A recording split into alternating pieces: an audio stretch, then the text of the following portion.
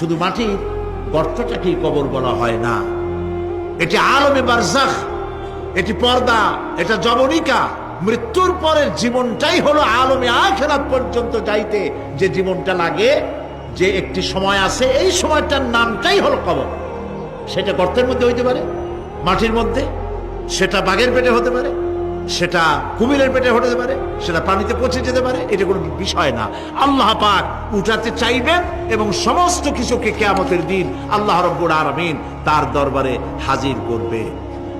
তাহলে আমরা বুঝতে পারলাম যে কিয়ামত যে হবে এই ব্যাপারে কোনো সন্দেহের অবকাশ নাই। এখন ওই কিয়ামতের দিন আল্লাহ রাব্বুল আলামিন আমাদের বিচার নেবেন, হিসাব করবেন। দুনিয়ায় যে পরীক্ষা দিয়েছিলাম, এই পরীক্ষায় যদি কেউ একবার ফেল করে, আর একবার পরীক্ষা দিয়ে পাশ করার সুযোগ আছে। আরো একবার যদি ফেল